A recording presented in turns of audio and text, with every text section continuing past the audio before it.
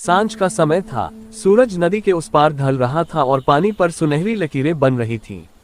भोलाराम नदी की ओर देखते हुए चुपचाप खड़ा था। उसकी आंखों में उदासी थी और मन में एक खालीपन। पीछे धुंधली स्मृतियों में उसे अपने माता पिता की छाया दिखाई देती। वह नदी किनारे बनी एक छोटी सी झोपड़ी में रहने लगा।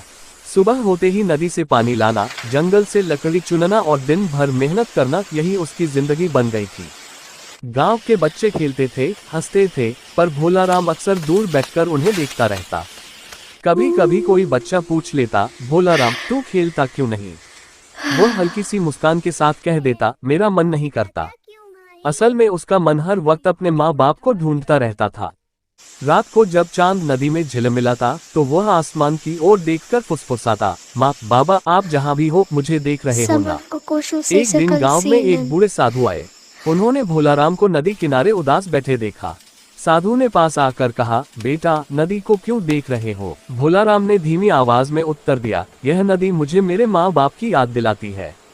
लगता है जैसे वे इसी पानी में कहीं हैं।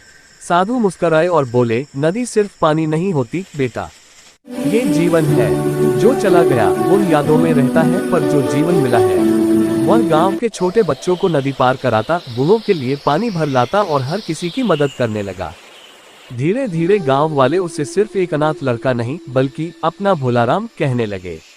उसके चेहरे पर मुस्कान लौटने लगी, पर जब भी वह नदी के पास जाता उसकी आंखों में नमी आ जाती। एक शाम वह फिर उसी जगह खड़ा था। हवा हल्की थी, नदी शांत। उसे लगा जैसे उसके माता पिता की छाया अब भी पीछे खड़ी है, पर इस बार उदासी नहीं थी, आशीर्वाद था। भोलाराम ने मन ही मन कहा, मैं ठीक हूँ, आप चिंता मत करना। नदी बहती रही, समय चलता रहा और भोलाराम समझ गया कि स्मृतियां चाहे धुंधली हो, पर उनसे मिली ताकत जीवन को रोशनी से भर सकती है। एक लाइक एक सब्सक्राइब दे दे।